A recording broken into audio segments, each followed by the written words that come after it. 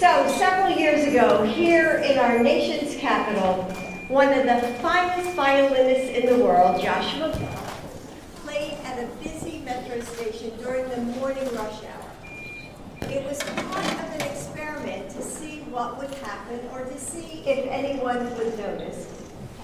Hundreds of commuters rushed by, absorbed in their busyness of their daily lives, oblivious to the beauty floating in the air around them.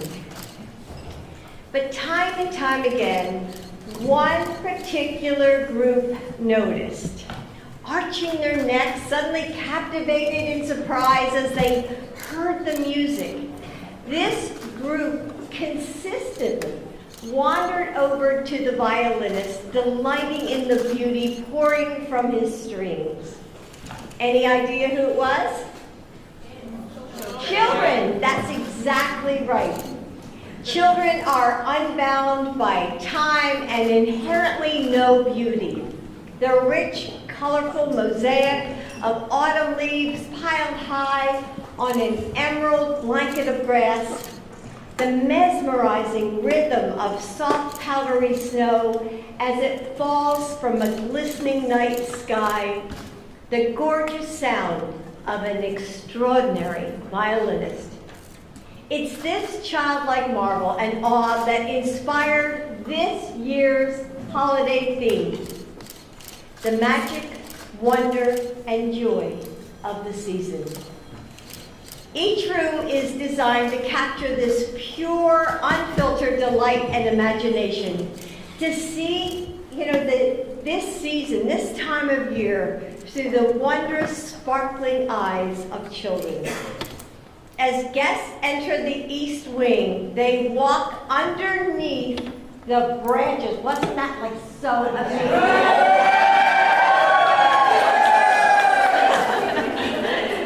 When Joe and I saw that last night, we were just mesmerized.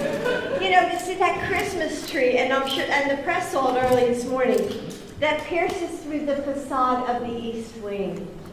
And, it's as if they were children again. They gaze up in wonder like we did at the twinkling lights and feel the soft pine needles above. The first Christmas tree featured inside the White House is adorned with gold star ornaments, and they are engraved with the names of the fallen service members. This gold star tree honors the heroic. I know it's so emotional for those of you who did it. I know there were so many Gold Star families who helped with that tree. The heroic men and women of our nation's military, those who have laid down their lives for our country, and the families who carry on their legacies. May God bless our troops and their families. Yes. The East Colonnade greets guests with the sweet treats of the season floating above their heads, reminding children and families of the delicious flavors of the holidays. Lining the marble arches of the ground floor corridor are holiday messages from Americans across this country. Letters to Santa Claus magically fly in and out of vintage mailboxes, ready to be sent to the North Pole with a stamp and a wish. In the library, guests are transported to the nostalgic bedtime stories of holidays past and present, as Santa rides by the window on his sleigh. In the Vermeer Room, we celebrate the joy that music and merriment bring us during the holidays, like the sounds you heard from the band here. In the China Room, a sweet shop with baking ingredients and cooking supplies reminds us of familiar recipes that bring generations of families together year after year during the season. In the East Room, the joyful anticipation of the holidays is front and center, with Advent calendars counting down the days of Christmas, and each door will reveal a surprise for children of all ages to enjoy. Be sure to follow along on my Flotus channels on Facebook, Instagram, X, and Threads to see each day's moment of magic, wonder, and joy. In the green room, we honor the peace and strength that we find in faith. It's often in quiet, candlelit rooms when we can see most clearly, center ourselves, and embrace the wonder of the world around us. The blue room behind me features the official White House Christmas tree, a stunning creation covered in holiday cheer from across the country. And I'm sure you all walked in and the first thing you did was look for your state, right? I did the same thing. So a vintage passenger train weaves around the tree's base. I know the kids are just gonna love it when they visit. The red room is filled with our favorite holiday crafts, reminding guests of the limitless reaches of their imaginations. And to honor our military families, the ornaments in the red room were made from the handprints and the family portraits of military-connected children. Yes, let's clap for them.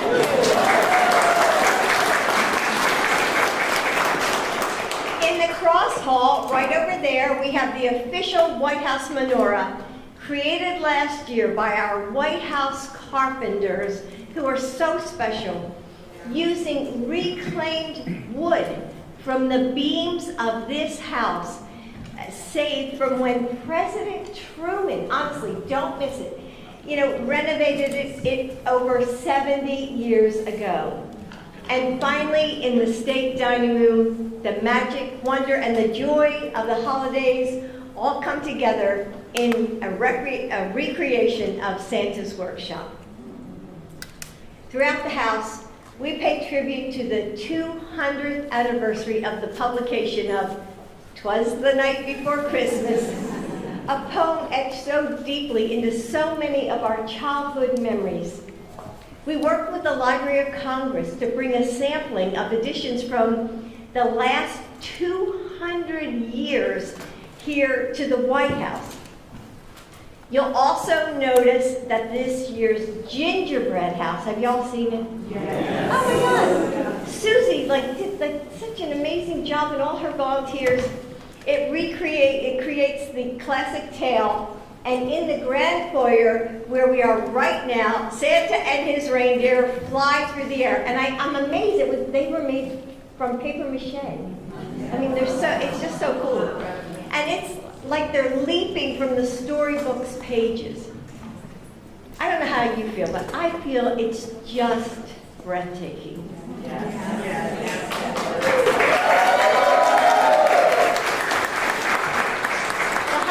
Offer a time for reflection and a break from our hurried lives.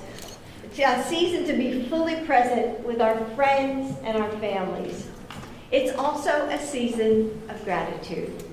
And I want to take a moment to thank you, the hundreds of volunteer decorators and designers. You've traveled from near and far to bring the spirit and the cheer of the holiday season to life. Without your hard work and painstaking attention to detail, none of this would be possible.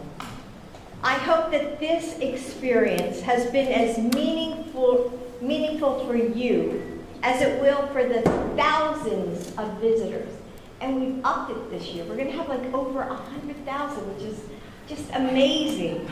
And everyone is going to enjoy your craftsmanship as they walk these halls. So I hope that you're leaving with more than just a few friends. The kind that can only be forged together when working together to shape chicken wire into magnificent orange. Or meticulously pinning those gumdrops.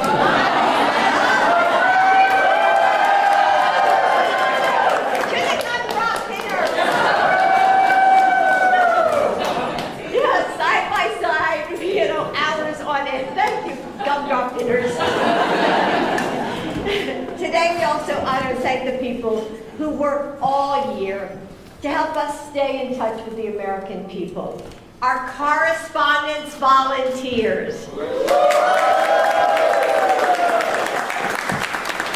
I know it's a lot of work, reading the mail, answering the phones, but you're an essential part of our democracy.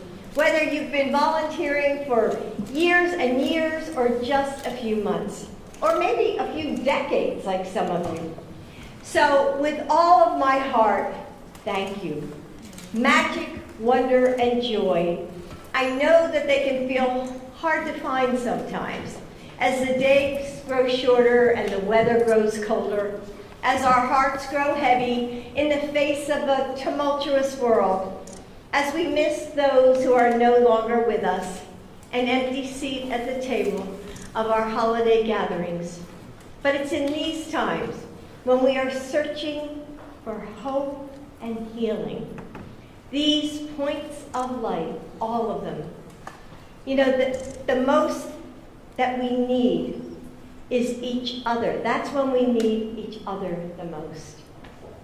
Because, children have something to teach us, if we're wise enough to listen, how to remain present, even as a busy world beckons us, how to open ourselves up to love and wonder and to marvel at every moment, no matter how ordinary, how to find beauty at a metro stop.